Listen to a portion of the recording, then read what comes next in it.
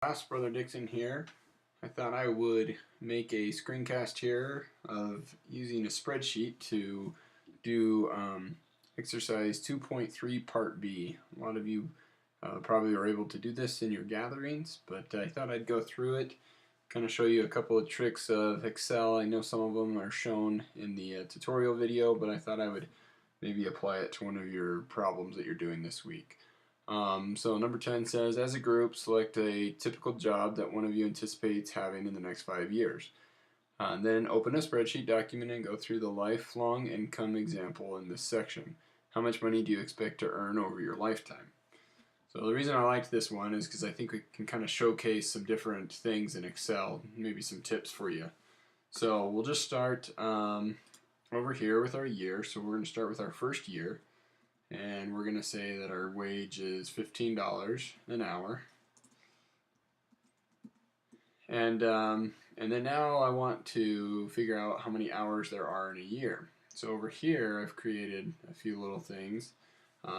Hours per week that you work, a typical work week's 40, and how many weeks there are in a year, 52. So now in my hours per year, I'm going to say this equals the hours per week multiplied by weeks per year, and that's going to get me how many hours per week, or sorry, hours per year that you work. And then in order to calculate your annual income, you're just going to say this equals your hours per year multiplied by the rate that your wage, and that will tell you how much you make in a year. Now I want to do the same thing for year 2. But let's say I work somewhere and the average raise is going to be 3%. So on year 2, I am going to make 3% more of what I made the previous year. So $15 times my rate of 3% plus whatever I was already making. So that $15. So the first portion of this equation is just calculating basically what your raise was and then adding it on top of it. So we see on year 2 I'm going to be making $15.45. Now for hours per year, I already calculated it once, so I want to calculate, if I want, I can just drag this down. But you're going to see when I do this, an error is going to happen. It's not 2080 like it should be. The reason why is because, see, on the first one, it was doing B2 and B3, but then when I dragged it down, it moved those cells down 1 each also. So now it's taking 52 and multiplying it by 3%. So there's a way that you can prevent it from doing that. So if in the original formula, if we go in and we put little dollar signs, what that tells Excel is when you extrapolate this, or when you pull that down, don't move it. Always keep it on that same cell. If you're using a PC, a nice little feature on a PC, you can just hit F4 and it'll put those $2 signs there. I'm using a Mac, so I don't get to do that. So now watch what happens. Now when I drag that down, it keeps the cells. It doesn't move the cells. So it's a little trick to learn. These dollar signs here make it so that it doesn't change the cells when you drag it down. So I can drag this down however many I want, and it's no matter what, all of these are going to go look at those cells.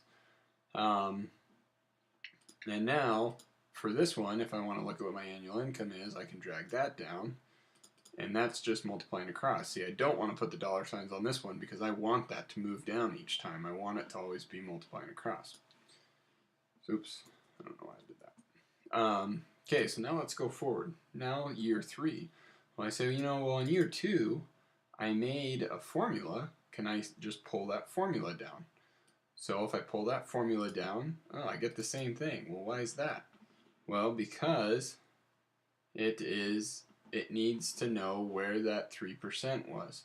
So what I can do is in this original formula, I can say, all right, no matter what year it is, I'm always going to get a 3% raise. So I am going to make that cell never move, even when I drag it down. Now watch what happens. Now I drag it down and it increases. So now the formula, it's still looking at the 3%, and it's multiplying it by whatever I made the previous year, and then adding it on to that previous year. This makes it real nice because now I don't have to type it out every single time, I can use that nice little feature.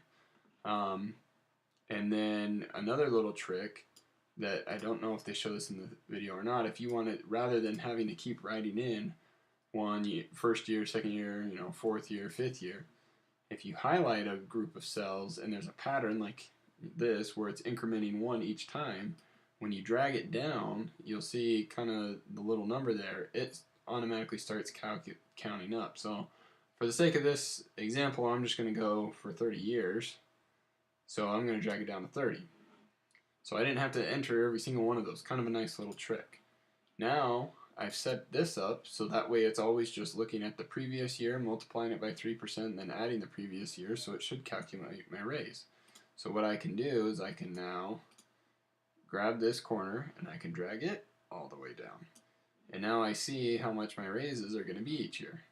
This one we know is already calculated also. So I can drag that down, and then I can also drag this one down as well. Now one last little trick I want to show you is rather than dragging it down, if I just double click in this corner, it will automatically go all the way to the bottom.